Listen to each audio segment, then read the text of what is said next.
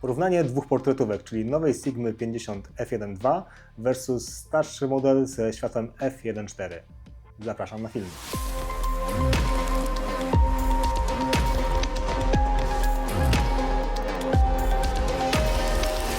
Na wstępie tylko zaznaczę, że będzie to porównanie dwóch modelów 50 okiem filmowca, czyli nie będzie to taki test laboratoryjny, gdzie będę tutaj streszczał Wam wykresy ostrości i tak dalej, tylko po prostu jedna do drugiej, jak to się ma względem tego, co uzyskujemy na naszym filmie. Budowa obu tych obiektywów jest niemalże identyczna. 50 ze światłem 1.2 jest o milimetr krótsza niż jej poprzednik ze światłem f1.4, natomiast jest troszeczkę cięższa. Jest cięższa o 75 gramów, waży 745 gramów, w przypadku gdy jej starszy model, czyli ta ze światłem f1.4, waży 670 gramów. I już tłumaczę, z czego wzięła się ta różnica.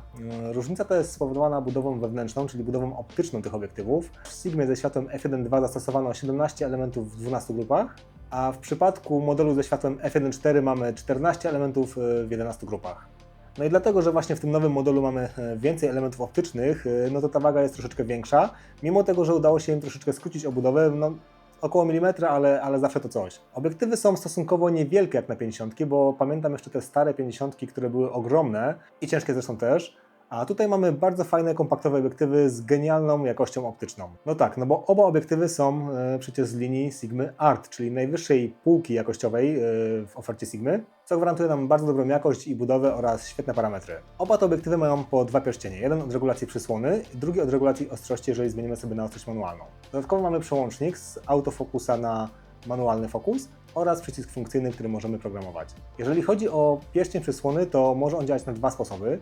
Albo działa nam z słyszalnym i odczuwalnym klikiem, albo możemy sobie tę opcję wyłączyć i wtedy działa nam jako płynna przesłona.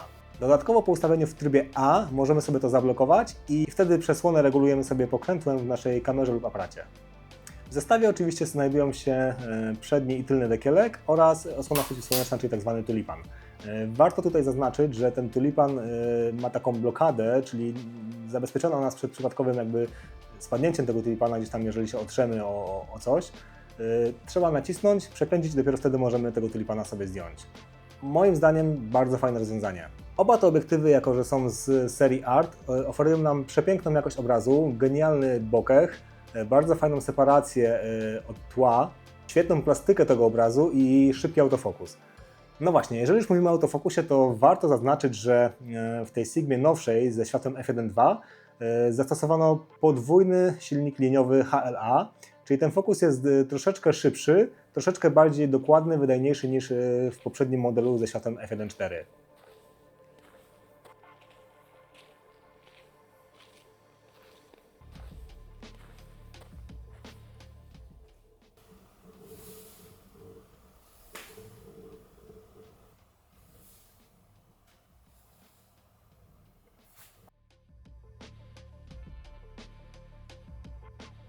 Natomiast jeżeli ustawimy sobie manualny fokus, to tutaj pierścienie działają w zasadzie na tym samym poziomie.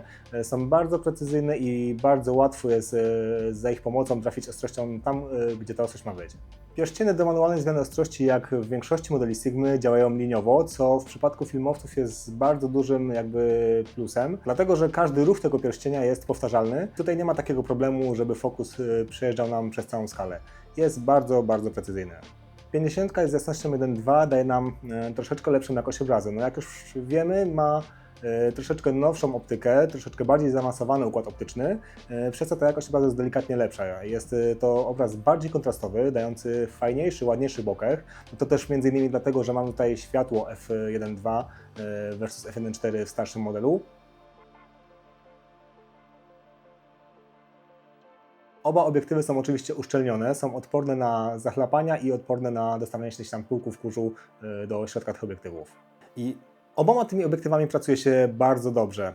Bardzo fajnie leżą w dłoni, nie są za duże, nie są za krótkie, są bardzo fajnie wyważone.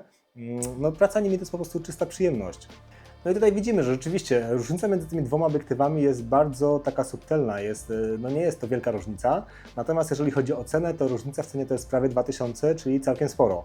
No i teraz pytanie, czy lepiej wziąć wersję nowszą, troszeczkę lepszą, poprawioną optycznie, z szybszym autofokusem, z lepszym, ładniejszym bokehem, ale 2000 drożej, czy jednak lepiej stać przy tej wersji ze światłem f1.4, która jest ciut słabsza, ale naprawdę niewiele słabsza od tego modelu nowszego. No ja nie dam Wam jednoznacznej odpowiedzi na to, który obiektyw lepiej wybrać. No moim zdaniem, jeżeli tylko fundusz nam na to pozwala, no to ta Sigma ze światłem f1.2 no jest naprawdę sztosem. Jest to genialny obiektyw z pięknym obrazem, pięknie naprawdę maluje. To jest coś, co już prosto z puszki, prosto z naszego body wychodzi no, bardzo ładnie, prawda? No to jednak nie znaczy, że ta wersja ze światłem f1.4 już jest taka zła i nieużyteczna. No oczywiście to jest nadal bardzo dobry obiektyw, nadal to jest obiektyw klasy premium, który również będzie cieszył oko bardzo piękną jakością obrazu. No także no tutaj troszeczkę wolniejszy autofokus, troszeczkę słabsza jakość optyczna, gdzieś tam pewnie w testach laboratoryjnych będzie można sobie to porównać. No i ja nie jestem w stanie tego przeprowadzić, ale no, tak patrząc obrazek versus obrazek, no troszeczkę bardziej mi się podoba obraz z tej Sigmy f1.2, no ale ten z f1.4 no też jest bardzo fajny, no niewiele mu brakuje tak naprawdę do idealnego obrazu, prawda? Sigma 51.2 to po prostu nowsza, unowocześniona, troszeczkę ulepszona optycznie wersja tego starszego obiektywu f1.4, ale oba obiektywy są naprawdę godne swoich cen. Warto też zaznaczyć, że obiektywy Sigmy to są tak naprawdę takie woły robocze, to są obiektywy, którymi pracuje wielu fotografów, wielu filmowców, zwłaszcza portrecistów albo tych, którzy po prostu chcą czasami uzyskać fajny portret. No to są obiektywy, które są, no, że tak powiem kolokwialnie, nie do zajechania. Obiektywy będą pracowały z nami długie lata i będziemy cieszyli się ich bezawaryjnością i bardzo fajną jakością obrazu.